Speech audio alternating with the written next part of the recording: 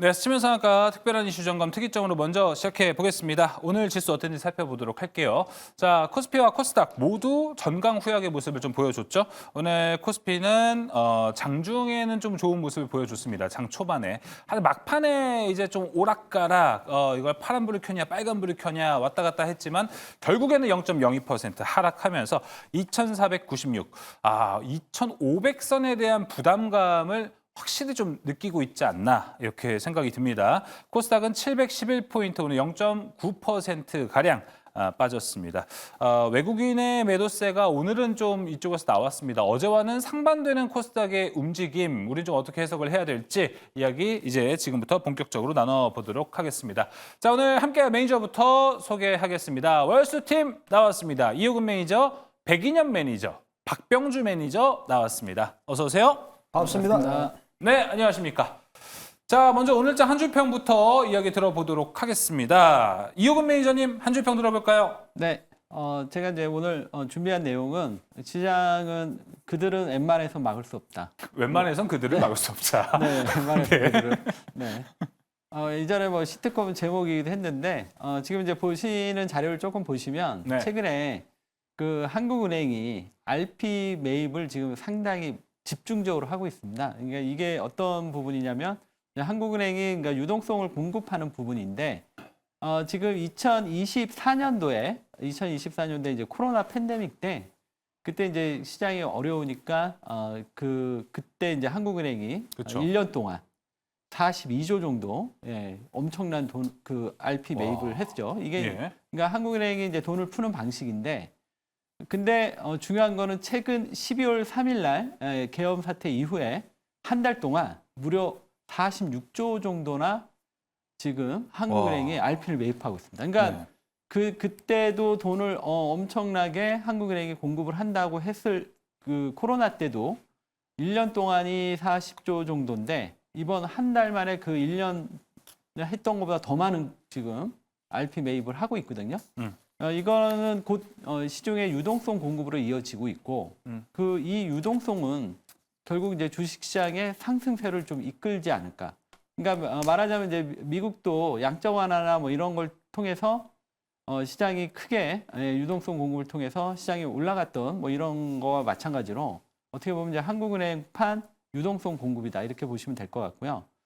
그렇기 때문에 최근에 외국인이 막 매도할 때도 우리 시장이 크게 흔들리지 않고 최근에 견조하게 보이는 이런 모습들은 결국 한국은행의 이제 집중적인 이러한 유동성 공급에 기인하지 않냐 이 부분을 말씀드리겠고요. 그 다음에 또 중요한 건 또 내일 금통위가 열려요. 네. 여기서 지금 이제 12월 달에는 금리 인하를 하겠다. 이게 한국은행 총재가 그랬는데 그렇게 되면 이제 3번 연속 인하거든요. 이제 아마 이 경우는 굉장히 이제 드문 경우인데, 이게 만약에 이루어진다면 주식시장은 오를 수밖에 없지 않냐. 왜냐하면 이 정도로 물량으로 유동성을 공급을 하는데 주식시장이 안 올라갈 이유가 없겠죠. 그래서 의외로 지금 주식시장이 우리가 생각하는 것보다 많이 올라갈 수도 있다. 이런 점을 꼭 보셔야 될 것 같고요.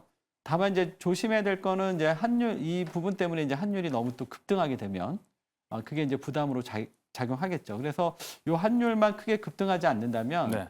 지금 한국은행이 공급한 이 유동성에 의해서 주식시장은 우리가 생각하는 것보다 많이 갈 수 있다. 이 부분을 꼭 체크하시기 바랍니다. 알겠습니다. 그러면은 그 유동성 네. 공급으로 인해서 웬만해선 상승을 막을 수 없다 이렇게 해석을 해도 되는 거죠 지금? 그러니까 이 상승을 웬만하면 막을 수 없다는 거죠. 네, 알겠습니다. 아주 긍정적인 오늘장 한 네. 줄평 이야기 들어봤습니다. 자, 이어서 가운데 있는 백인현 매니저의 한 줄평 들어보겠습니다. 네, 저의 한 줄 평은 동트기 전이 가장 어둡다 라인입니다. 네. 저도 이제 이호근 매니저님과 동일하게 올해 본격적인 대세 상승장이 나올 거라고 생각하는데 지금 1월달 아직까지 중반까지 왔었는데 이렇다 할 대세 상승장은 나오진 않았습니다. 그럼에도 불구하고 동트기 전이 가장 어두우니까 지금 약간 지수가 못 간다고 해가지고 너무 주눅들 필요도 전혀 없습니다. 올해 본격적인 대세 상승장 나오면 여러분들 먹거리 엄청 많을 거거든요. 그래서 제가 이렇게 말씀을 드리고 PPT 첫 번째 페이지 보시면서 제가 오늘 어떤 테마가 움직였는지도 간단하게 한번 살펴보도록 하겠습니다. 네. 일단 보시게 되면 전력 인프라 관련 종목들이 또 움직였습니다. LA 산불 이슈 때문에 변압기랑 전선 수요가 더 늘어날 거란 얘기가 나오면서 전력 인프라 관련 종목들이 전체적으로 움직였고요. 반도체 같은 경우에는 TSMC 실적 발표 앞두고 SK하이닉스만 움직였는데 전체적으로 봤을 때 전체적으로 하락하는 가운데서도 디자인하우스 관련 종목들은 조금 움직였다. 그리고 조선주는 역시나 수주 기대감뿐만 아니라 미국, 인도, 일본 쪽으로도 LNG 선박을 발주할 수 있다는 기대감 때문에 계속해서 상승하는 모습이고요. 그 항공주나 해운주, 양자 컴퓨터 관련 종목들은 미국 쪽에서 양자 컴퓨터 관련 종목들이 기술적인 반등을 보였거든요. 그 이슈 때문에 또 양자 컴퓨터 관련 종목들이 올랐고, 틱톡 같은 경우도 중국 틱톡이 이제 미국에 매각한다는 이슈가 있었기 때문에 틱톡 수혜주들, 모비데이즈나 FSN, 특히 오늘 레뷰 코퍼레이션이 좋은 모습을 보였고요. 그 외에 또 시멘트 관련 종목들도 아마 특별한 이유는 없었는데 LA 산불 이슈 때문에 미국 같은 경우에는 목조 건물이 많잖아요. 그래서 시멘트 관련 종목들이 조금 더 부각되면서 올랐지 않나라고 보고 있습니다. 네, 알겠습니다. 또 백인현 매니저가 지난 시간에 이어서 이렇게 또 직접 작성한 오늘장을 딱 한눈에 볼 수 있는 화면을 만들어 와서 오늘장 리뷰를 좀 간단하게 해볼 수 있었고, 동트기 전이 가장 어둡다. 우리 시장 좀 상승의 여력 기다릴 수 있다. 충분히 온다. 이야기 좀 들어볼 수 있었습니다. 이어서 박병준 매니저의 한 줄 평도 들어보도록 하겠습니다. 저는 바로 이제 종목으로 들어가겠습니다. 체코 원자력 관련주 하고 그 엔터테인먼트 관련주들이 이제는 본격적으로 불기둥이 나올 것이다. 그 전에는 이제 조선주가 올랐죠. 특히 제가 하나오션 이 종목을 우리 스치면 상한가 방송 끝나고 나서 밤 10시 무료 방송에서 집중적으로 말씀을 드렸어요. 그래가지고 어느덧 38% 수익을 일단은 좀 냈고요. 그래서 그렇지만 이제 하나오션이 그 정도로 단기간에 오르면은 약간 조선주들은 이제 거의 이제 단기 정점으로 왔다라는 생각이 들어요. 그러면 제가 이제 설날을 앞두고 바로 직설화법으로 체코 원전 관련주하고 엔터테인먼트를 말씀드리겠는데, 특히 이제 오늘 그 중요한 한 가지 뉴스가 나왔는데, 한국수력원자원에서 원자력이 이런 뉴스를 냈습니다. 체코 원전에 지금 그 수주를 대비해 가지고 기존에 있는 직원을 체코 원자력에 하는 사업팀으로 100명을 이동을 했습니다. 그리고 또 신규 직원을 뽑는다 그럽니다. 그러면은 이제 본격적으로 뭔가 되고 있지 않는가라는 생각을 해보고요. 그리고 지금 미국 같은 경우도 그 웨스팅하우스에 이제 거기하고 본격 압력을 넣어가지고 CEO가 또 물러났죠. 그래서 그런 부분을 또 체코 정부에서도 환영을 하고 있습니다. 그래서 제가 본다면 3월 달에 체코 원전 2기 우리나라 금액으로 24조 원 정도가 본계약이 체결될 것으로 전망이 되고요. 그렇다면 2009년 12월 달에 아랍에미레이트 거기 원전 이후로 15년 만에 우리나라 원전 수주가 될 예정입니다. 만약에 이게 된다면 여기서 끝나는 게 아니라 우리나라 원전은 드디어 미국과 협력을 해서 앞으로 전 세계 약 1,500조 그 시장을 유럽과 중동을 향해서 뻗어가는 기폭제가 된다. 그렇다면 주가는 먼저 가지 않을까 저는 생각을 해보면서 원자력 관련주 그리고 엔터테인먼트 관련주를 동시에 같이 주목하면 좋겠다. 이게 바로 설날 선물이다. 말씀드리겠습니다. 알겠습니다. 설날 선물, 체코 원전과 엔터를 우리가 눈여겨보자. 안 그래도 오늘 엔터가 특이점에 또 준비가 되어 있습니다. 세 번째 특이점에 준비가 되어 있으니까 박병준 매니저는 왜 엔터를 지금 주목해야 하는지, 최고의 종목은 무엇일지 궁금하시다면 끝까지 함께해 주시길 바라겠습니다. 자, 그리고요 오늘 이제 바로 들어가기 전에 백인현 매니저님, 이제 CPI가 오늘 밤 10시 30분, 이제 대략 한 2시간 20분 있다가 발표가 됩니다. 현재 헤드라인은 2.9, 코어는 3.3%로 현재 컨센서스가 나온 상황입니다. 현재 어제 PPI가 일단 수치가 잘 나왔기 때문에 오늘 CPI도 컨센에 부합하는 정도 나오지 않을까, 많은 예상이 좀 나오고 있습니다. 어떻게 보시나요? 일단 말씀하신 대로 PPI가 잘 나왔기 때문에 CPI도 조금 괜찮지 않을까라는 얘기가 나오고 있습니다. 하지만 이제 생산자 물가지수가 낮게 나왔다고 해서 소비자 물가지수가 항상 낮게 나오는 건 아닙니다. 왜냐하면 생산과 소비 간의 시간적 갭이 있기 때문에 반드시 일치하지는 않습니다. 그래도 지금 분위기가 생산자 물가지수가 예상보다 낮게 나왔기 때문에 그래도 한번 기대를 하고 있는 것 같은데, 일단 소비자 물가 지수가 만약에 예상보다 높게 나온다면 다시 한번 국채 수익률이 급등하면서 우리 국내 증시에 좀 부정적인 영향을 미치긴 하겠죠. 왜냐하면 지금은 트럼프 취임 전에 가장 핫한 키워드가 바로 인플레이션이거든요. 미국 국채 금리가 계속해서 높을 때마다 우리 국내 증시는 계속해서 조정을 받았기 때문에 일단 그 부분을 여러분들이 보셔야 될 것 같고, 그리고 지금 같은 경우 이제 올해 CME 패드워치 들어가 보면 올해 미국이 기준금리를 한 차례 정도 하반기에 맞아요. 한 6월 달이나 7월 달에 한 차례 정도 지금 인하할 것으로 예상이 되고 있거든요.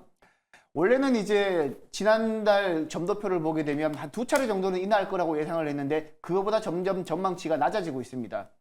그렇기 때문에 내일 우리나라 한국 금통위 같은 경우에도 기준금리를 인하하기가 쉽진 않을 겁니다. 그래서 아마 채권 전문가들이 한 60% 정도는 내일 있을 금통위에서 기준금리 동결을 예상하고 있는데 아마 저도 동결을 예상을 하고 있습니다. 이렇게 될 경우에는 향후에도 원달러율이 지금처럼 고환율 수준에 머무를 그쵸. 가능성도 있습니다. 대신 어느 정도 전국이 빠르게 안정이 된다라면 다시 한번 원달러율은 400원, 1,400원 초반대까지 하락할 수 있겠지만 당장 다이나믹하게 하락하기는 조금 어렵지 않을까라고 보고 네. 있습니다. 또 저번 금통위에서 갑자기 정말 깜짝으로 금리 인하를 단행했을 때 또 이제 우리나라와 미국 간의 금리 격차가 벌어지면서 그때 또 달러가 1,400원을 훌쩍 넘어갔던 기억이 있기 때문에 일단 내일 금통위가 현재 곧 달러의 강세를 어떻게 좀 멈춰줄 수 있을지 이 부분도 우리가 관전 포인트로 좀 잡아보는 거 중요할 것 같습니다.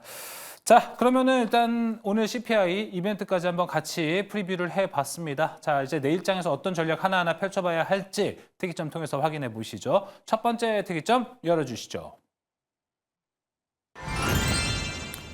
자, TSMC의 실적 발표도 우리가 기다리고 있습니다. 지금 연매출 128조, 와, 4분기 순이익만요 16.7조에 달한다고 합니다.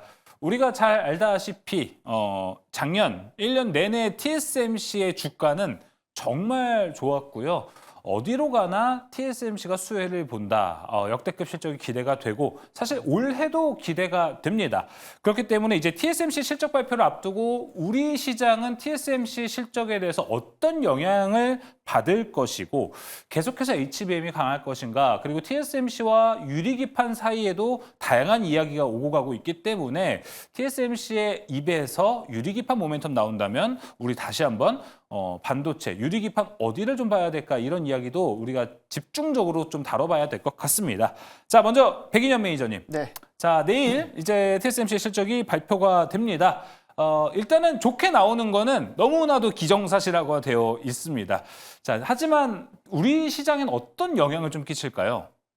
일단 기본적으로 이제 말씀하셨듯이 TSMC 같은 경우에는 매우 월별로 이제 매출을 발표하기 그쵸. 때문에 실적이 잘 나오는 것은 어느 정도 기정사실화 되었습니다. 대신 이제 4분기 순이익이 얼마만큼 나와줄지, 그리고 향후에 실적이 얼마만큼 나와줄지에 대한 가이던스를 보고 우리나라 반도체 관련 종목들이 좀 움직일 텐데, 일단 뭐 TSMC 같은 경우에는 오늘 새벽 마감된 TSMC의 주가를 보게 되면 애프터 마켓에서 생각보다 주가가 소폭 빠지는 모습을 보였어요. 이미 그 얘기는 반도체 시장에서 TSMC 내일 실적이 잘 나올 거라는 것을 어느 정도 예상하고 이제 이미 그게 주가에 반영이 됐다라고 보시면 될 것 같고요.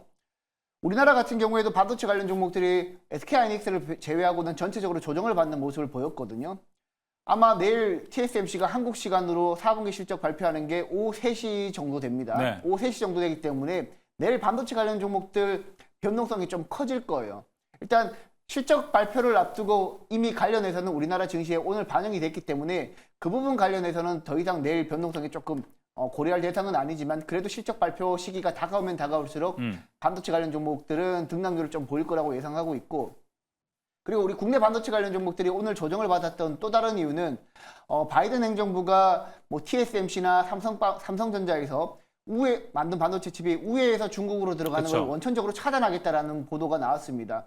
빠르면 현지 시간으로 15일 날 추가적인 규제안을 발표한다라고 나왔기 때문에 관련해가지고 우리나라 반도체 관련 종목들이 전체적으로 좀 조정을 받았다라고 보시면 돼요. 다만 이제 악재는 다 나왔습니다. 악재는 다 나왔기 때문에 TSMC 실적 발표가 내일 오후 3시에 나오고, 그리고 미국 정부의 추가적인 규제안이 한 번 더 나와준다면 그때 반도체 관련 종목들이 일시적으로 조정을 받을 수는 있겠지만 결국에는 올해 반도체 관련 종목들은 더 우상향할 가능성이 높다라고 보고 있어요. 왜냐하면 왜냐하면 이제 마이크로소프트 같은 경우에도 올해 AI 데이터 센터 쪽으로 800억 달러 하나로 약 118조 원 정도 되죠. 118조 원 규모를 투자한다고 밝혔기 때문에 AI 반도체에 대한 수요는 더 늘어날 가능성이 높고요. 그리고 브로드컴과 마벨 테크놀로지로 시작된 ASIC 반도체, 맞춤형 반도체 같은 경우에도 올해 새로운 전환점을 맞게 될 것으로 보이고 있기 때문에 결국에는 뭐 HBM뿐만 아니라 유리기판 관련 종목들 전체적으로 함께 동반 상승할 가능성이 높다. 그리고 올해 하반기가 되면 기존에 조금 소외받았던 레거시 반도체 같은 경우에도 원래 반도체 업황을 6개월 정도 선행하기 때문에 올해 하반기부터는 레거시 반도체 관련 종목들도 반드시 움직이지 않을까라고 저는 그렇게 보고 있습니다. 알겠습니다. 레거시는 조금 하반기 그리고 일단 내일 단기적으로는 TSMC 실적 발표와 함께 국내 반도체주도 좀 변동성을 가질 수 있다라고 이야기했습니다. 그래서 그 타겟을 우리는 좀 어디로 잡아야 되고 준비를 해야 될지 이야기를 해봐야 될 것 같은데 백인현 매니저님 계속해서 HBM이 흐름을 이끌어가지 않을까 일단 생각은 드는데요. 맞습니다. 지금 일단 기본적으로 오늘 장에서도 SK하이닉스랑 주성 엔지니어링 같은 HBM 관련 종목들이 움직였고요. 사실 전체적으로 다 움직인 건 아니었습니다. 그래도 반도체 업황이 추세적인 우상향을 동반하기 위해서는 실적이 동반되는 키워드로 움직여야 되기 때문에 결국에는 HBM 관련 종목들이 움직일 겁니다. 근데 이제 과거처럼 HBM 관련 종목들이 다이내믹하게 전고점을 가파르게 우상향할 수 있을지 이 부분에 대해서는 사실 물음표이고요. 왜냐하면 전년 동기 대비 성장률이 아무래도 점점점 둔화될 가능성이 높기 때문입니다. 엔비디아 같은 경우에도 과거 대비 성장률이 조금씩은 줄어들고 있기 때문에 HBM 관련 종목들이 과거처럼 그렇게 다이내믹하게 올라가지는 않을 거라고 봐요. 그래도 추세적인 우상향은 보여줄 거라고 보고 있고 그리고 최근에 제가 무방에서도 항상 강조드리고 방송에서도 항상 강조드리는 게 유리기판이 단기 테마가 아니다라고 저는 보고 있습니다. 예. 이번에 SKJ 그룹 회장인 최태원 회장도 방금 팔고 왔다라고 이제 멘트를 칠 정도였고요. 그리고 SKC 앱솔릭스가 올해 하반기부터 본격적으로 유리기판을 대량 생산하기 때문에 관련 밸류체인 관련 종목들을 계속해서 사라고 여러분들한테 하라고라고는 안 했지만 계속해서 이제 좋은 종목들이다라고 예. 말씀을 드렸고 실제 오늘 시간의 거래에서도 관련 종목들이 좀 맞아요. 움직였거든요. 그래서 오늘 만약에 추세적인 우상향을 한다면 생각보다 유리기판 관련 종목들이 한 두세 달 정도는 추가적인 상승을 보여주지 않을까라고 보고 있습니다. 알겠습니다. 유리기판은 꼭 움직이면은 전화 예고를 하고 움직이는 것 같아요. 내일 어떻게 될지 모르겠지만 얼마 전에도 이틀 전인가 그때도 시간외에서 유리기판이 확 올라가서 다음날 또 좋았던 기억이 있는데 왜 이렇게 게릴라 작전이 꼭 있는 것 같다 좀 이렇게 생각이 듭니다. 당연히 이제 성장성으로 보자면 현재로서 HBM보다는 유리기판이지 않을까 좀 생각이 드는데 이에 동의를 하시는지요? 먼저 이야기를 들어보도록 하겠습니다. 이호근 매니저님, 네. 확실히 HBM보다는 유리기판입니까? 현재 투자 매력도는? 네, 지금 투자 매력도는 유리기판이죠. 일단은 이제 그 반도체에 대해서 제가 이제 간단하게 좀 정리를 해드린다면, 예. 그러니까 작년까지는 이제 엔비디아가 이제 엄청난 성장률로 주가가 큰 상승을 이끌어왔는데, 이제 엔비디아 이제 성장률이 약간 좀 둔화되기 시작하고 있고요. 그다음에 이제 올해는 이 브로드컴이라던가 마블 이쪽 그쵸. 에이직 반도체 쪽으로 이렇게 힘의 중심이 넘어가는 걸로 보여지거든요. 근데 이제 올해 같은 경우 이제 그 반도체하고 바이오가 연초에 좀 긍정적인 흐름이 나왔다가 미국에서 국채 금리가 확 올라오면서 반도체가 막 올라가려다가 이제 한풀 꺾인 건데 이러한 흐름들, 그러니까 이제 이 국채 금리에 지금 마블하고 지금 브로드컴이 약간은 이제 반응을 하고 있습니다. 이제 그러다 보니까 이 국채 금리가 만약에 해결이 안 되면 조금 그 브로드컴이나 마블 테크놀로지가 올라가는 시점이 조금 늦춰질 것 같아요. 그렇다면 이러한 이제 금리 속에서도 지금 이 상승세를 뚜렷하게 나타날 수 있는 쪽이 뭐가 있냐? 그게 바로 유리기판인 것 같습니다. 그러니까 이제 지금 반도체를 어떻게 봐야 되냐면 그 엔비디아의 그 이 규모는 굉장히 큰데 네. 그 여기서의 어떤 중요한 포인트는 이제 방향성인 것 같아요. 성장의 방향성. 그런 측면에서 엔비디아보다는 에이직 반도체, 그러니까 범용보다는 에이직 반도체. 그리고 그거보다 더 높은 에이직 반도체보다는 유리기판 이렇게 가고 있는데 네. 일단 에이직 반도체 쪽은 그 미국 국채 금리의 어떤 추이를 보면서 접근하시는 게 좋을 것 같고요. 그렇군요. 예, 그렇지만 유리기판은 이거를 무시하고 지금 가고 있기 때문에 지금처럼 만약에 이 금리가 그 국채 금리가 꺾이지 않는다면 우리는 반도체에서 결국 유리기판 쪽으로만 계속 집중해야 되지 않냐 이렇게 말씀드리겠고요. 유리기판은 이제 올해 이제 막 이제 시작되는 해거든요. 그래서 지금 현재 어떤 실적보다도 앞으로 이 유리기판 관련주들의 성장성, 이 방향성에 지금 시장이 주목을 하고 있습니다. 그래서 자꾸 이제 이 이익의 규모, 뭐 밸류 이런 걸로 따지지 마시고 지금 유리기판의 어떤 방향성이 나가고 있는 쪽을 계속 그 초점을 맞춰서 이쪽 종목들을 계속 집중하자. 그러니까 최근에 이제 약간 올랐다가 지금 최근에 조금 주춤하고 있는데 어쨌든 이거는 지금 큰 그림에서 가는 거니까 계속적으로 단기 이 변동성에 휘둘리지 마시고 큰 그림 보고 갔으면 좋겠습니다. 알겠습니다. 우리가 네. 뭐 좀 테마가 짙어질 때쯤에 네. 항상 그래서 이 기업 얼마 버는데 이렇게 얘기를 해보는데 네. 지금 유리기판은 그 잣대라기보다는 진짜 미래를 봐야 된다. 유리기판은 상용화 될 것이다. 라는 개념으로 우리가 투자를 해야 되는 시기다. 이호근 매니저가 좀 강조를 해준 것 같습니다. 자, 이제 박병주 매니저님, 유리기판에 대한 이야기를 한번 나눠볼까요? 아니면은 또 박병주 매니저님은 이럴 때 또 확실한 주관이 있으시기 때문에 어떤 이야기를 또 해주실지 일단은 들어봐야 될 것 같습니다. 네네. 반도체에 대해서 일단은 긍정적으로 보고 계십니까? 이제 둘 다 긍정적으로 봅니다. 즉 HBM 후공정 관련주 대표적으로 이제 우리가 저희 스치면 상한가 전문가들이 네. 작년 12월 말 때부터 후공정 관련주들 예를 들어서 PSK 홀딩스나 테크잉, 저도 테크잉 같은 경우도 말씀드리고 나서 거의 30% 올랐지 않습니까? 그리고 한미 반도체도 거의 한 30% 올랐죠.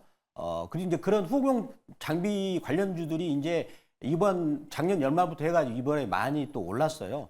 그리고 유리기판 관련주도 같이 올랐는데 저는 이제 약간 좀 색다른 방법으로 접근을 해볼게요. 네. 즉 시세한테 물어보는 거죠. 시장한테 물어본다는 겁니다. 색다른 방법이라고요. 그거는 뭐냐면 결국은 주가가 우리 미래를 말해주는 과거도 예. 말해주고 미래도 말해주니까 그러면 저는 이제 HBM의 가장 대표적인 주자가 한미 반도체거든요. 네. 한미 반도체에 제가 그래프를 한번 보면서 말씀드리겠습니다.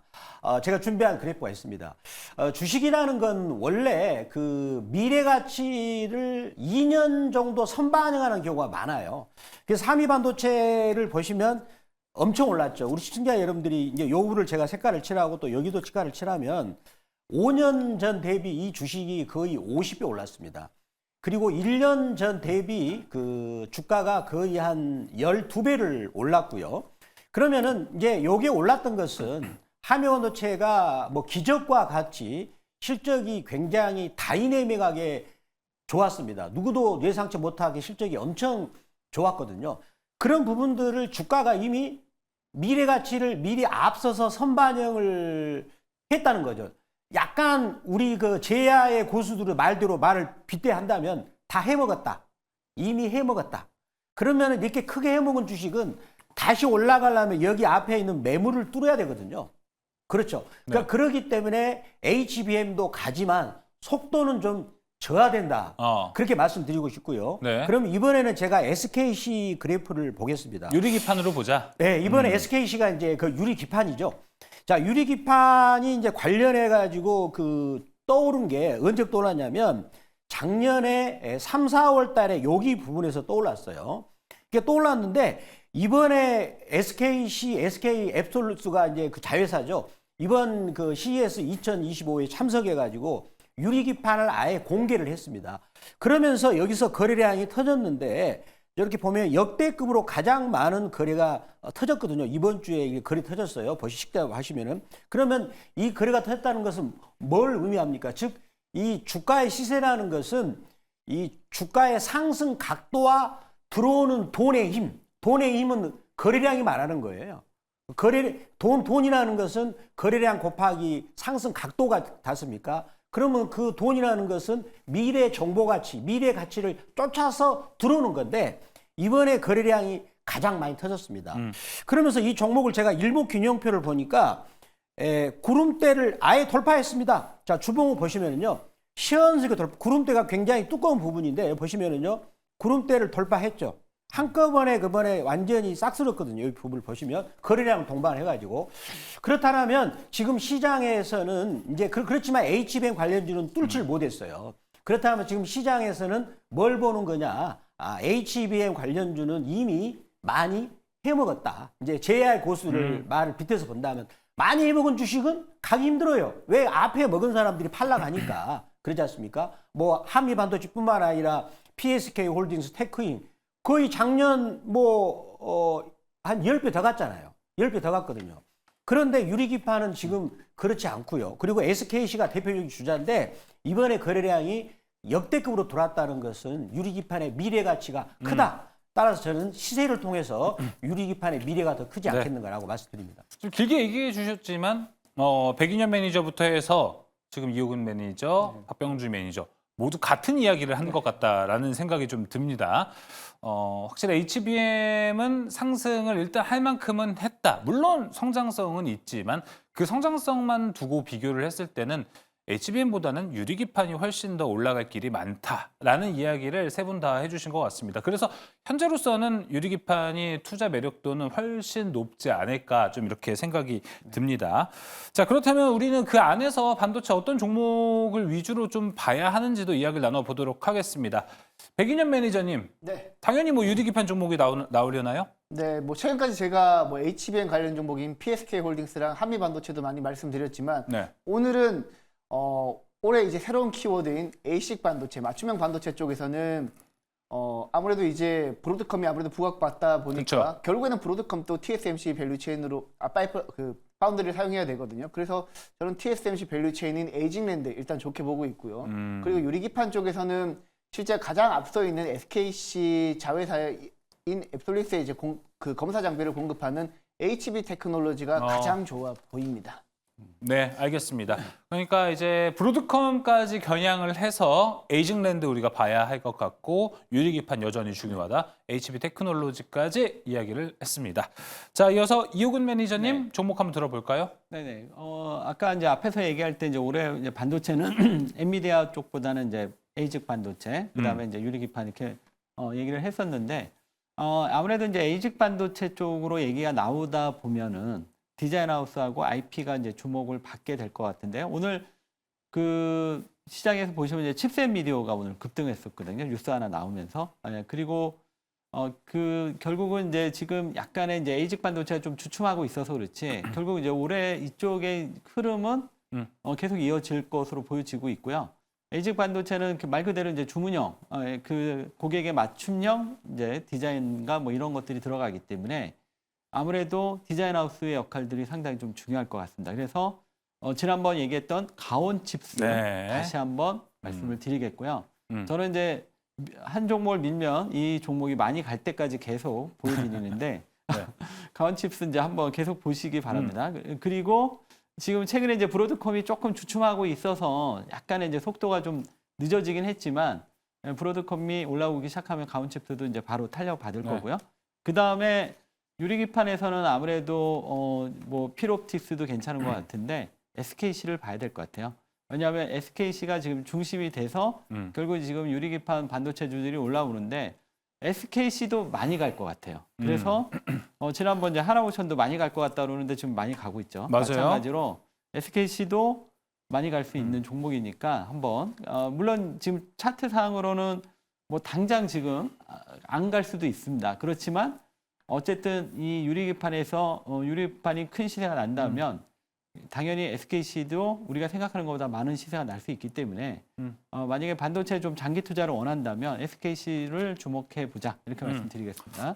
확실히 좀 디자인 하우스 그쪽 그 디자인 하우스 뭐 이제 주문형 반도체와 관련된 종목 하나, 유리기판 하나씩 이렇게 나오고 있습니다.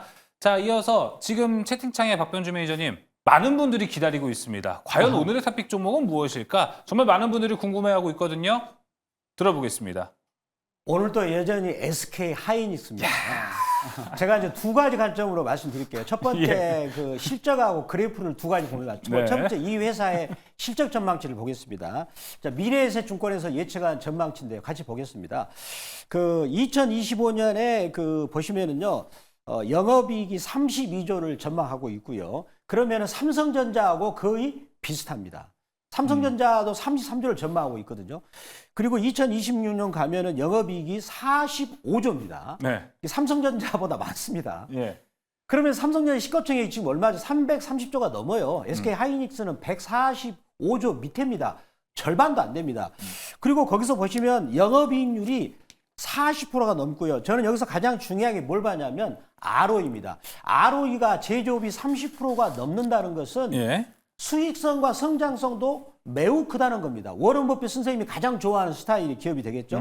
자, 이번에 한번 그래프를 보도록 하겠습니다. 제가 준비한 그래프를 한번 보도록 하겠습니다. 예. 그 이번에 그 SKC도 제가 스치면 상한가에서 유리기판 관련 말씀드려가지고 요 패턴에서 올라갔어요. 같이 한번 암기해 주세요. 암기. 거기서 빨간색 선이 60주 이평선입니다. 네. 그래서 먼저 이게 패턴이 만들어지려면 여기서 강하게 사상 최고치를 뚫어가지고 눌림목에서 이런 패턴이 나와야 되는 거예요. 그래서 빨간색 선이 60주선이고요. 그 다음에 파란색 선이 살짝 포개고 있죠. 요거를 N자 패턴이에요. 그래서 22, 60주를 N자로 들여받고 올라간다. 요게 SKC 나왔는데 같이 한번 봐보세요. 요런 똑같이 나왔습니다. 그래서 이번 주는 눌림목이 나왔잖아요. 이게 왜 나왔을까요?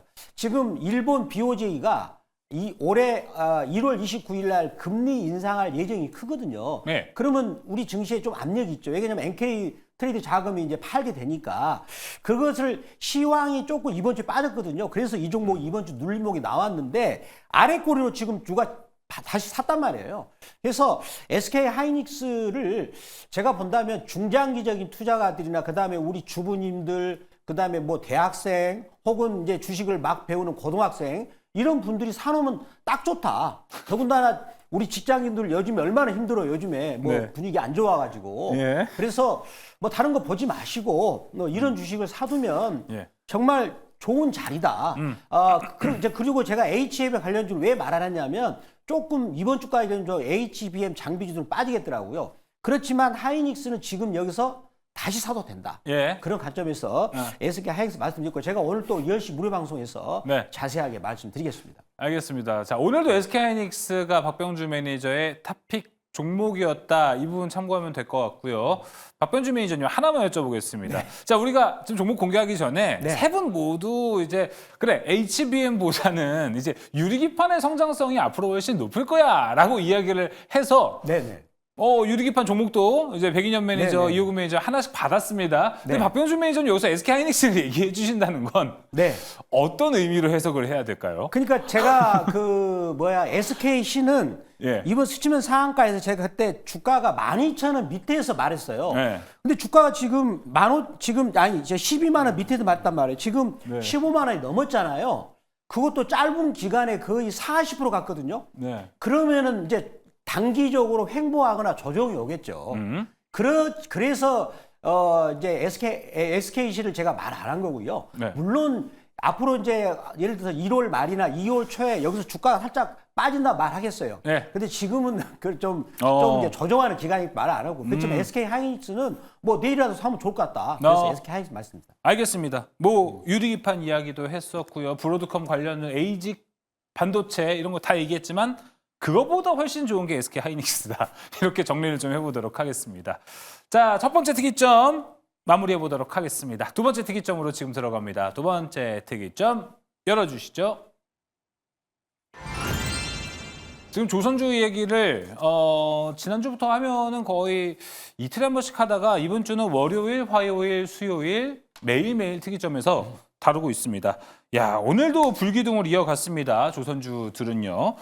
오늘 보니까 HD한국조선해양, 삼성중공업, 하나오션, HD, 현대마린엔진, 하나엔진 모두 줄줄이 52주 신고가를 기록했습니다. 정말 조선의 전성기라고 우리는 좀 볼 수 있을 것 같고요. 마침 또 이 월수팀은 월요일에 모두 다 조선주의 탑픽 종목 뭐예요? 물어봤더니 입을 모아 하나오션 이야기했고 하나오션은 그 이후로도 쭉쭉쭉 달려가고 있습니다. 자, 가장 먼저 이야기했던 게 또 이호근 매니저이기 때문에 바로 리뷰를 좀 해보도록 하겠습니다. 이호근 매니저님, 자 지금 매일매일 조선주 좋다. 네네. 성장 관점으로 보자. 이 부분 강조를 해주고 계시잖아요. 네네. 근데 나날이 오르고 있습니다. 네네. 그 뷰가 좀 변하진 않으셨는지.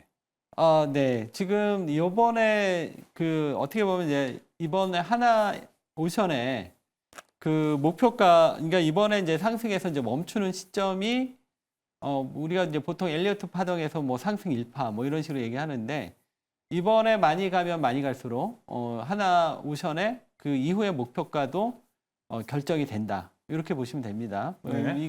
그렇다고 제가 뭐 엘리어트 파동의 신봉론자는 아닌데 그렇기 때문에 하나오션이 쉽게 꺾일 것 같, 저는 이제 많이 간다고 보고 있거든요. 그래서 지금도 많이 올랐지만 이번 상승이 그렇게 쉽게 꺾일 것 같지는 않다. 이렇게 왜냐하면 이번 상승 1파 끝나고 나중에 이제 상승 5파까지 가야 되기 때문에 네. 결국은 이번 1파에서 올라가는 폭이 앞으로의 최종 목표가를 결정하기 때문에 많이 가려면 이번 1파가 크게 가야 되거든요. 그런 측면에서 하나오션은 쉽게 꺾이지 않을 것 같다. 이렇게 말씀을 드리겠고요. 네. 오늘은 일단은 이제 하나오션보다는 이제 오늘 시장에서 이제 가장 핵심은 이제 삼성중공업이었던 것 같아요. 일단은 이제 조선주는 어떻게 보셔야 되냐면 크게 이제 두 가지 측면에서 보셔야 됩니다. 일단 이제 방산을 중심으로 한 조선주와 MRO. 네. 그다음에 이제 내년에 올해가 됐군요. 그다음에 지금 트럼프의 에너지 정책의 가장 핵심이 결국은 LNG거든요.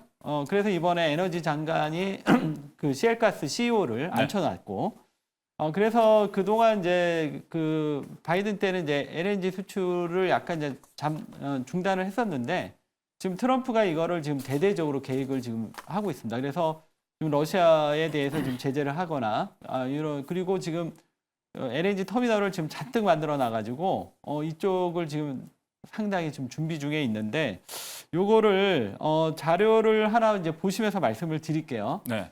지금 어떻게 LNG가 이제 어떤 역할을 하냐면 지금 이제 석탄이 아직도 지금 그 전체 에너지 산업에서 그 차지하는 비중이 아직도 지금 한 30%가 좀 된다고 그럽니다. 근데 결국은 이제 친환경 쪽으로 이제 넘어가면서 바로 이제 신재 태양광이나 이제 풍력으로 가는 게 아니라 그 중간 단계에서 이 석탄은 너무 이제 공해가 많으니까 이 석탄에 이제 점유했던 시장을 LNG가 다 이제 차지하게 될 거거든요. 그러면 지금 LNG의 앞으로의 성장성은 상당히 큰데 지금 제가 준비한 PPT 자료를 하나 보면서 말씀을 좀 드릴게요.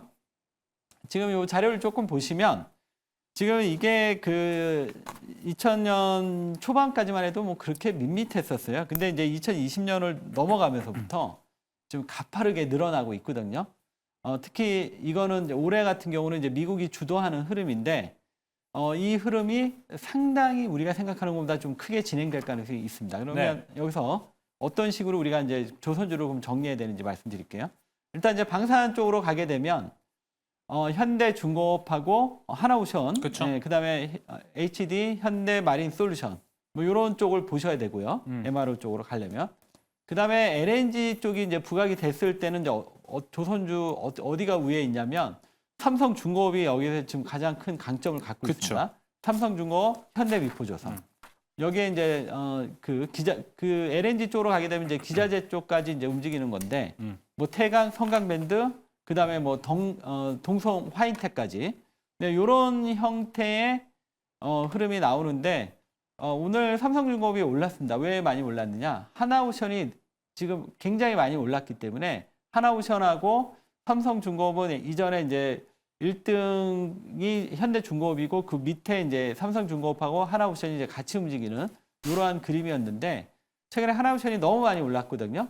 그러다 보니까 이제 삼성중공업의 가격이 싸다. 이런 부분들이 부각이 되면서 그쵸. 오늘 삼성중공업이 올랐습니다. 그러니까 하나오션이 이제 방산이기 때문에 앞으로 많이 가지만 삼성중공업도 일정 부분은 어느 정도 따라가기 때문에 지금 그 LNG와 방산 이 두 가지를 가지고 보시는데 무게 중심은 결국 이제 성장주가 되려면 이제 방산 쪽이니까 이쪽을 좀 보시는 게 좋겠다 이렇게 말씀드리겠습니다. 네. 안 그래도 네. 그걸로 좀 여쭤보려고 네. 했습니다. MRO와 해양 플랜트를 둘이 나눠봤을 때는 네. 지금 이 시점에 어디가 더 좋은 거예요? 라고 했지만 이제 이호근 매니저는 MRO가 조금 더 현재는 중요하다라고 이야기를 해줬습니다. 여기서 제가 이제 한마디만 하면 네. 그러니까 하나오션이 이제 크게 가면서 끌고 가면 삼성중공업이 따라가는 그 하나오션이 가고 좀 많이 올랐다 싶으면 삼성중공 따라가고 이런 형태로 보시면 될 것 같습니다. 예, 알겠습니다. 자, 그렇다면 백인현 매니저는 어떤 좀 생각을 갖고 있는지 궁금합니다. 지금 조선주들이 진짜 안 오른 종목이 거의 없거든요. 맞습니다. 대다수의 대부분- 종목이 네. 올라갔어요. 그래서 어떤 좀 전략을 가져가는 게 좋을지, 왜냐하면 하나오션 뭐 같은 종목들을 지금 계속 사야 되나? 라는 생각도 들고요. 아니면 오늘 삼성중공업 같은 종목이 오르다 보니까 이렇게 좀 덜 올랐던 종목을 가야 되나 생각이 들거든요. 어디가 좀 낫다고 보세요? 일단 뭐 제가 항상 방송에서 말씀드리는 게 2025년 조선업체들의 키워드는 LNG랑 MRO입니다. 네. 일단 LNG 선박 수주 기대감이 높은 종목들 위주로 투자를 하시되 일단 LNG랑 MRO 같이 두 마리 토끼를 같이 노릴 수 있는 종목들이 더 좋겠죠. 그래서 제가 항상 방송에서 말씀드리는 종목은 HD 현대중공업이랑 하나오션이었는데 그 이후로 엄청 많이 갔습니다. 그래서 여러분들도 MRO 관련 종목들 위주로 보시고, 그리고 중요한 키워드가 최근에 이제 트럼프가 취임하게 되면 결국에는 중국과의 선박 격차가 너무 나기 때문에 한국과 일본 조선업체들한테 손을 내밀 수밖에 없거든요. 근데 사실 일본 같은 경우에는 조선 시장에서 약간 조금 밀려있는 상태이고, 지금 2024년 기준으로 보게 되면 우리나라가 수주 물량이 한 기준으로 따지게 되면 한 2위 정도 됩니다. 1위가 중국이고요. 일단 우리나라한테밖에 손을 내밀 수 없기 때문에 국내 조선업체들이 결국에는 부각될 수밖에 없습니다. 그 트럼프 특성상 한국에서 이제 조선을 선박을 건조하기보다는 미국 내에서 이제 조선 선박을 건조하는 걸 더 선호할 거란 말이죠. 그래서 우리나라 업체들이 지금 하나오션도 그렇지만 하나오션이랑 H현대중공업도 마찬가지지만 미국 쪽 조선업을 인수하려는 움직임을 조금 보이고 있습니다. 그래서 LNG랑 MRO 외에 추가적으로 하나 더 키워드 말씀드리자면 미국 쪽에 적극적으로 진출하는 기업들 위주로 여러분들이 조금 보시는 게 조금 더 낫다라고 보고 있고요. 일단 뭐 저는 하나오션이랑 HD현대중공업 여전히 가장 두 종목이 좋다고 보고 있고, 그리고 LNG 쪽에서는 제가 최근에 이제 무료 방송에서 항상 말씀드리는 동성화인텍이 굉장히 좋습니다. 시가총액 대비 수주 잔고가 굉장히 높거든요. 지금 수주 잔고가 3분기 말 기준으로 1조 9천억이 넘습니다. 1조 9천억이 넘는다는 얘기는 향후에도 몇 년 동안 실적이 따박따박 잘 나올 수 있는 그런 종목이라고 보시면 될 것 같거든요. 그 외에는 여러분들이 엔진 관련 종목들, 항상 제가 말씀드리는 뭐 하나엔진이나 STX 엔진, 그리고 HD 현대 마린 엔진, 이런 종목들 위주로 보시면 뭐 무난하게 투자할 수 있지 않을까라고 보고 있습니다. 알겠습니다. 아마 시청하시는 분들도 지겨우실 것 같아요. 매일매일 하는 이야기를 듣고 있고 MRO 봐야 된다, 엔진 봐야 된다, 하나오션 봐야 된다, 이런 얘기를 지금 3일 연속하고 있지만, 하지만 또 조선주는 그만큼이나 가고 있습니다. 이야기를 안 나눠볼 수는 없어서 조금 신선한 질문을 제가 해볼까 합니다. 박병주 매니저님, 애초에 또 원전 좋다 얘기 많이 하시잖아요. 네네네. 자, 근데 이 원전과 조선, 이 교집합이 되는 종목들, 피팅 밸브 종목들이 좀 있습니다. 네네. 기자재에 들어가죠, 대체로. 그래서 대체로 보자면 성광밴드와 세진중공업 같은 종목은 네네. 조선 밸류도 받을 수 있고 원전 밸류도 받을 수 있네. 둘 다 받을 수 있어서 주가는 더 가지 않을까, 이런 생각은 들거든요. 네. 좀 어떻게 보고 계신가요, 거긴? 지금 제가 이제 그 성광밴드라는 종목을 시청자 여러분도 그래프를 이제 보시면 아시겠지만 주가가 굉장히 좀 많이 올랐어요. 이제 최근에 조선주들이 이제 작년까지는 이제 HD 현대중공업이나 ATD 한국조선해양, 이 쌍두마차가 전체적인 조선주를 분위기를 이끌어 갔죠. 그리고 올해 연초에 들어서는 저희 스치면 상한가도 얘기했지만 저도 하나오션을 강력하게 말씀드렸죠. 37,000원대. 이 종목을 제가 그 무방 때 말씀을 많이 드렸어요. 그래가지고 한 38%가 수익이 났어요. 그리고 오늘은 또 삼성중공업이 올라가면서 조선주 분위기를 이끌면서 성광밴드나 기타 조선 기자재 종목들도 덩달아 같이 올라갔거든요. 그럼 이격도가 그만큼 이제 크다는 거죠. 물론 또 K원전 관련 부분도 하겠지만 네. 이미 선반영이 됐기 때문에 만약에 조선주가 약간 느낌이 이제 좀 그 고점이 나온다, 그런 느낌이 들면은 이제 조심할 필요 있다라고 보고요. 근데 제가 오늘 그 조선주 오늘 나온 뉴스에서 뉴스의 행간의 뉴스를 저는 항상 읽어보거든요. 그래서 오늘 어떤 뉴스가 나왔냐면 그 타이틀로 HD 한국조선 미 MRO 두 사업권 수주 목표입니다. 목표. 달성이 아니고. 이게 목표예요. 그러니까 하나오션하고 느낌이 틀립니다. 하나오션 제가 한번 그 준비한 자료를 보겠습니다. 예. 하나오션 같은 경우는 필라델피아 해군기 옆에 바로 필리 조선소 바로 옆에 있습니다. 미국 내에 있는 그 조선소를 인수를 올해 연말했다고 나왔어요, 기사가. 근데 인수할 것이다는 작년 7월 달부터 계속 나오다가 이런 기사가 딱 뜨면서 또 미국이 조선강화법에 대해서 발의를 한다는 얘기가 뜨면서 재료가 그러니까 실적으로 연계되는 수주할 수 있는 윤곽이 딱 떠버린 거죠. 그래서 하나오션 차트를 보시면 차트 제가 준비를 올리겠습니다. 하나오션 차트를 제가 보겠습니다. 요게 타이밍이 이제 실질적으로 이어지는 타이밍이 맞아떨어진 거죠. 그래서 제가 노란색 부분에서 집중적으로 거의 뭐 7일 정도를 계속 이렇게 무료 방송에 말씀을 드렸는데 그러고 나서 올랐는데 보시면 이격도가 굉장히 크잖아요. 이격도라는 것은 요 주가하고 요 선간의 간격이 벌어지면 주가는 이제 과열된다고 할 수가 있는 거죠. 그러니까 이런 자리에서는 이제 적극적으로 말해서는 안 되는 건데, 근데 이제 오늘 나왔던 타이틀 뉴스를 보면 수주 목표 조금 애매합니다. 수주 목표라는 얘기가 떴고요. 그 다음에 오늘 삼성중공업도 거래량을 터뜨리면서 뭐라 했냐면 해양 플랜트 쪽으로 그쪽으로 내가 열심히 하고 있다. 그런 말을 했다는 거. 저는 그런 부분을 약간 이제는 좀 견제를 좀 해야 되지 않느냐. 이제 단기적으로 본다면. 따라서 시청자님들이 지금 이렇게 막 조선주를 불이 붙어가지고 따라 들어가는 그런 건 타이밍이 좀 늦었지 않는가. 그럴 바에는 제가 이제 처음에 한 줄평에 말씀드렸다시피 올 3월 달에 예정된 체커 원전 관련주들 3월 달에 그거는 거의 제가 보면 거의 막 90% 될 것 같아요. 그런 종목들을 보면 낫지 않을까. 저는 이렇게 말씀드립니다. 네, 알겠습니다. 자, 그 조선주에 대한 이야기를 짝짝짝 모두 다 들어봤습니다. 계속해서 일단은 좋은 종목, 좋은 섹터가 연속성 있게는 갈 거는 같습니다. 하지만 제가 아까 여쭤봤던 이 원전과 조선 교집합에 있는 쪽들은 이미 좀 선반영이 됐을 가능성이 높다라고 이야기를 했습니다. 자, 바로 종목으로 좀 간추려 보도록 하겠습니다. 이호근 매니저님 종목 네. 들어볼까요? 네. 그냥 하나오션 아무래도 이제 대장주 계속 가는 게 좋을 것 같고요. 자, 그러면 지금 채팅창에도 하나오션 이제 못 사나요? 안 내려오나?라고 얘기를 또 해주신 분이 있습니다. 네네. 어떻게 보세요? 내일이라도 사는 게 좋습니까? 아니면 내려왔을 때 사는 게 좋습니까? 일단 뭐 보유하신 분은 팔면 안 되고요. 이제 매수는 잠깐 좀 이 차트를 좀 보시면서 말씀드릴게요.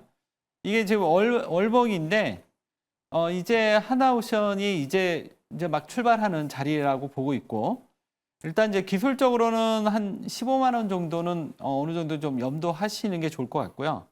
뭐 나중에는 이제 이거보다 더 갈 수도 있지만 좀 이런 상태고, 지금 사실 그 일봉을 다시 이제 보면서 말씀을 드리면 지금 많이 올라 있는 상태인데 이게 지금 조정이 쉽게 안 나올 것 같고 여기서 더 지금 진행이 될 걸로 같아요. 그래서 보유하신 분은 매도하시면 안 되고요. 예. 근데 이제 신규 매수는 지금 이 종목이 한 번에 15만 원까지 이렇게 가는 게 아니라 중간에 이제 한번 또 뭐 3, 4개월 조정이 나올 수 있을 것 같아요.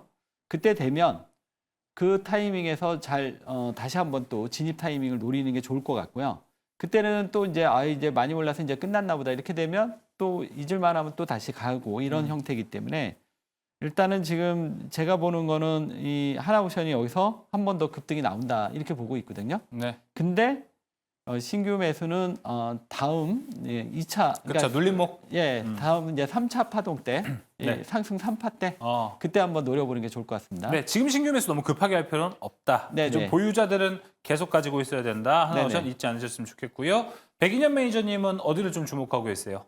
네, 저는 LNG 보냉제 생산하고 있는 동성화인텍 어. 막강한 수주 잔고를 바탕으로 그래도 지금 뭐 조선 업체들이 무너지지 않는다라면 조선 기자재 업체 쪽에서는 동성화인텍이 탑픽이지 않을까, 엔진 다음으로 동성화인텍이 탑픽이지 않을까라고 저는 보고 있습니다. 네, 알겠습니다. 자, 이어서 박병주 매니저님 종목 한번 들어보도록 하겠습니다. 여기서도 SK 하이닉스가 나오진 않겠죠?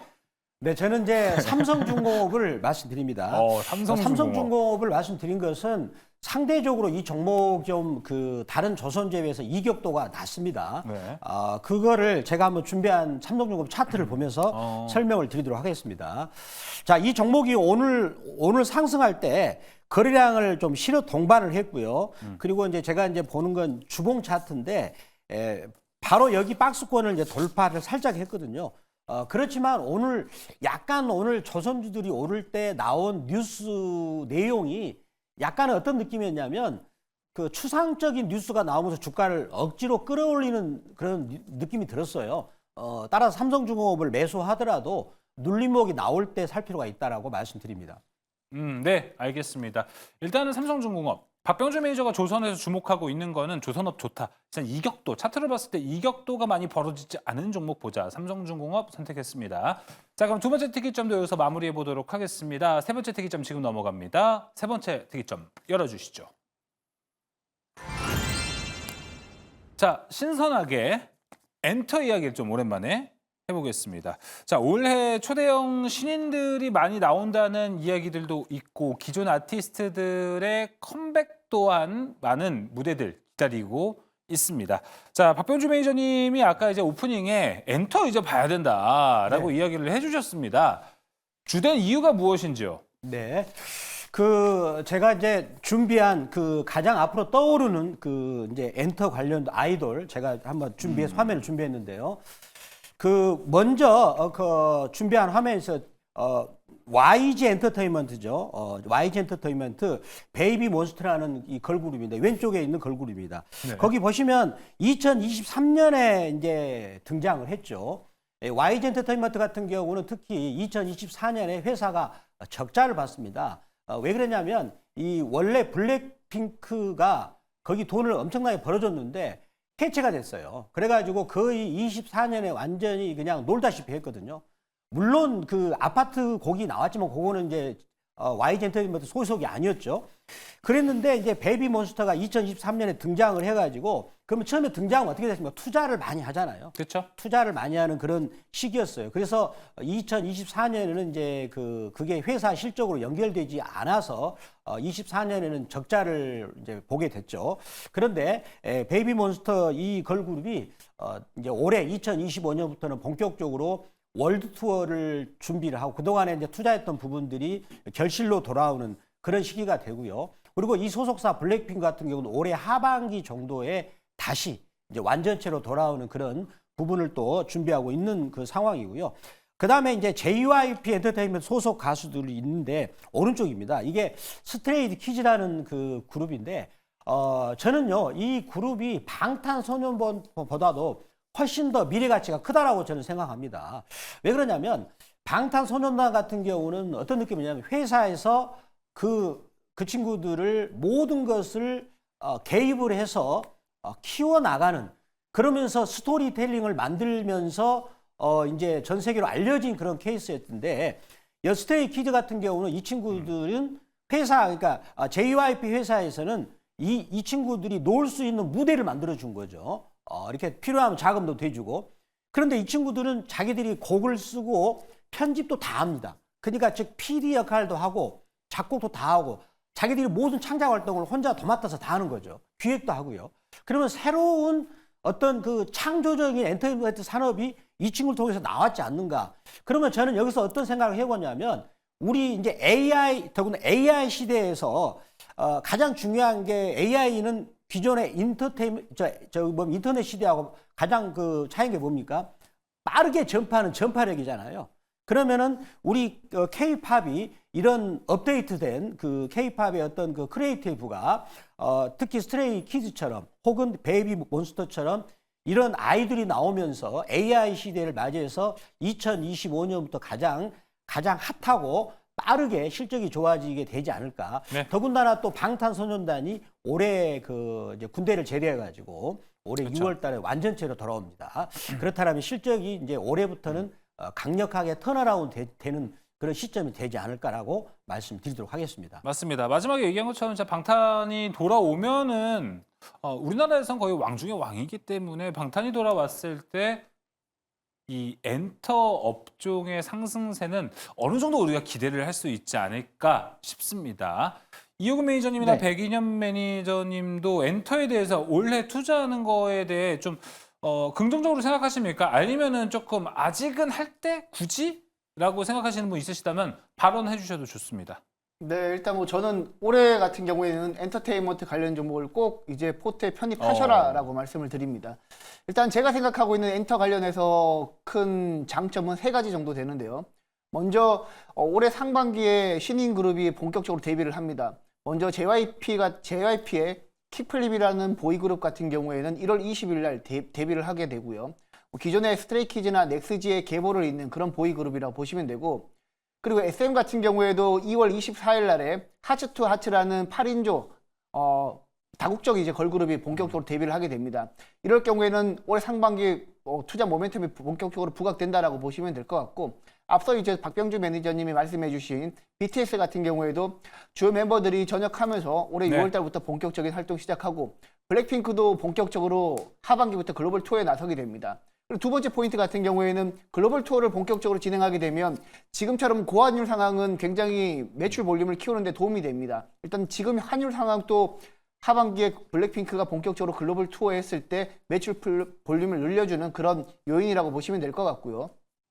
그리고 마지막 이제 포인트로는 중국 쪽입니다. 아무래도 빠르면 이제 올해, 그리고 늦어도 내년쯤에는 중국 쪽에서 이제 본격적으로 공연이 재개될 가능성이 높기 때문에 중국 쪽 공연 재개 기대감도 부각되고 있기 때문에 올해는 2024년도보다는 좋을 수밖에 없다. 여러 가지 모멘텀도 있고, 그리고 매크로 지표도 엔터테인먼트에 힘을 실어주기에는 충분하다라고 보고 있기 때문에 엔터테인먼트 관련 종목들은 뭐 제가 지난달에 JYP 소개해드리고 수익도 많이 냈듯이 이번에도 엔터 관련 종목들이 좋은 결과 보여주지 않을까라고 보고 있습니다. 알겠습니다. 사실 뭐 차트상으로 봤을 때 지금 엔터 위치 엄청 좋고요. 부담이 거의 없는 위치에 있습니다. 매수를 하고 오래 기다려봐도 충분히 우리가 수익을 기대할 수 있는 자리지 않을까 이렇게 좀 생각이 들기도 합니다. 반면에 이호근 매니저님, 작년만큼 엔터가 안 좋았던 한 해가 없었잖아요. 네.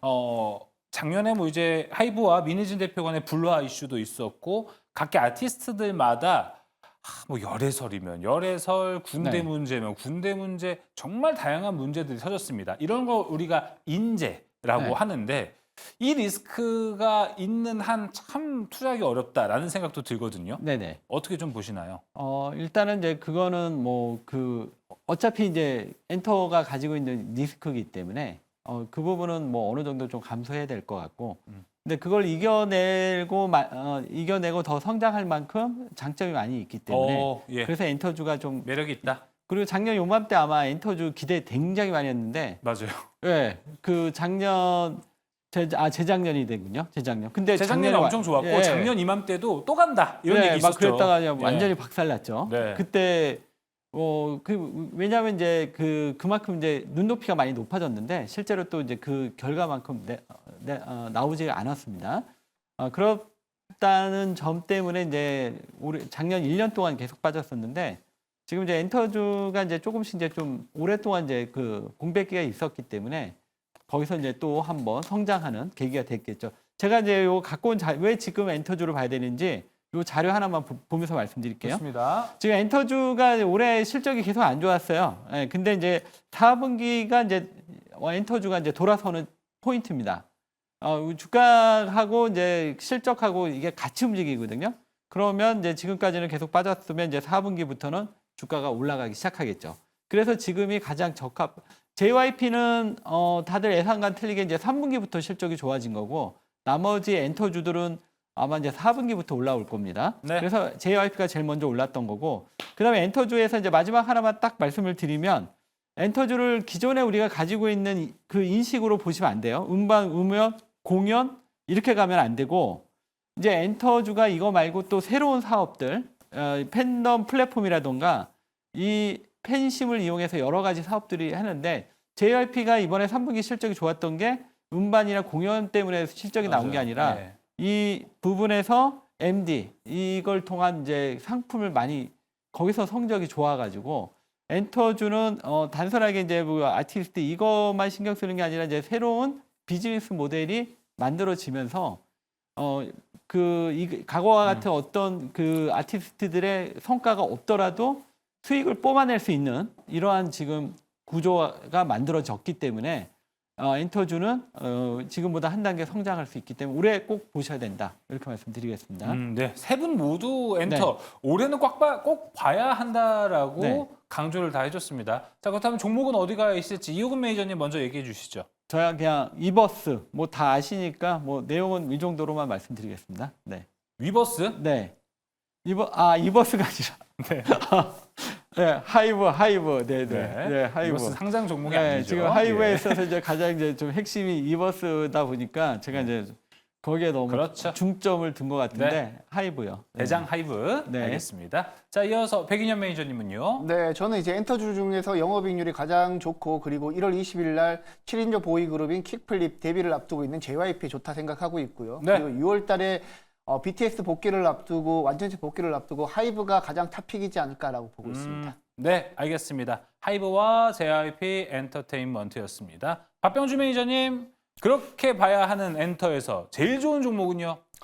저는 제가 제일 좋은 종목은 나중에 또 말씀드리고요. 오늘은 두 번째 종목입니다. 왜요? 하이브를 제가 말씀드리겠습니다. 하이브가 두 번째다. 하이브는 방금 이제 그 이호구 매니저님께서 포인트를 말씀드렸기 때문에 네. 제가 그래프를 좀 보면 설명드릴게요.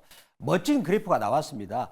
제가 항상 강조드리고 있는 N자 패턴이 정확하게 이게 나왔거든요. 한번 그래프를 준비한 걸 보도록 하겠습니다. 네. 거기서 빨간색 선은 이제 60일선입니다. 그리고 파란색 선은 20일선인데 N자 패턴이죠. 그러면 과거에 이런 패턴이 나왔을 때 하이브가 급등했습니다. 볼까요?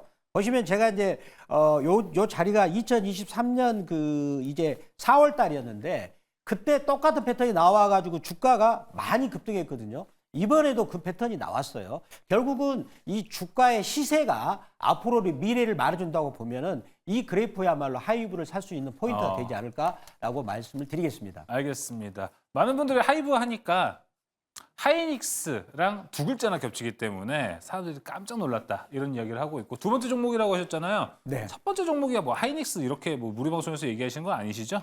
첫 번째 종목은 저희가 이제 그 나중에 종목이 이제 예. 전문가들이 들고 종목 있지 않습니까? 예. 제가 후반부에 그 시간에 했는데 이 종목도 엔터테인먼트 관련주입니다. 예, 알겠습니다. 여러분 SK 하이닉스는 아니라는 거 다시 한번 안내를 드리도록 하겠습니다. 자, 하이브까지 이야기 들어보면서 특이점 모두 마무리해 보도록 하겠습니다. 특이점에 이어서 특별한 탑5로 이어집니다. 지금 넘어가시죠.